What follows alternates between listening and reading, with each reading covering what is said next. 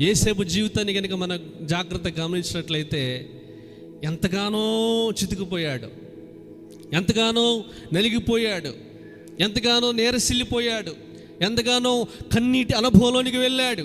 ఒకవైపున కుటుంబానికి దూరం అయిపోయాడు, ఒకవైపున తన యొక్క సొంత అన్నదమ్ములకు దూరం అయిపోయాడు, ఒకవైపున తనకున్నటువంటి సమస్తానికి దూరం అయిపోయాడు. అన్నీ నాకు దూరం అయిపోయాయి అని చెప్పేసి, దేవా నీవు కూడా నాకు వద్దయ్యా, నీవు నాకు అవసరం లేదు ప్రభు అని దేవునికి దూరం అయ్యాడా?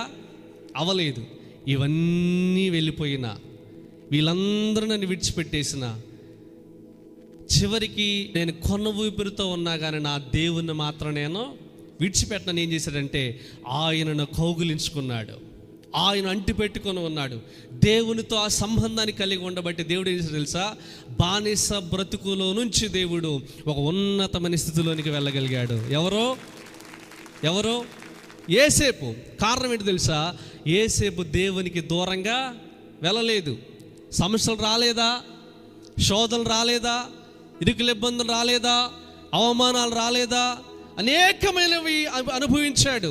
అయినప్పటికీ కూడా దేవునికి దగ్గరగానే ఉన్నాడు, దేవుని ప్రార్థనకు దగ్గరగానే ఉన్నాడు, దేవుని సన్నిధికి దగ్గరగానే ఉన్నాడు, దేవుని యొక్క సహవాసానికి దగ్గరగా ఉండి అనేక మందికి ఆశీర్వాదకరంగా మారాడు. ప్రభు చెప్తున్నాడు, నీవు దేవుని దగ్గరికి వస్తే అనేక మందికి ఆశీర్వాదకరంగా నిలబెడతాడు, నీ కుటుంబాన్ని నిలబెడతాడు, నీ యొక్క బిడ్డలకి ఆశీర్వాదకరంగా నిలబెడతాడు. నీవు ప్రతి ఒక్క పనిలో కూడా నీవు ఆశీర్వాదాన్ని చూస్తావు కానీ శాపాన్ని చూడవు, దరిద్రతను చూడవు, కన్నీటిని చూడవు, ఇంకా లేకపోతే వేరు శోధనలు చూడవు. ఎప్పుడు తెలుసా? నీవు దేవునికి దగ్గరగా వచ్చినప్పుడు మాత్రమే.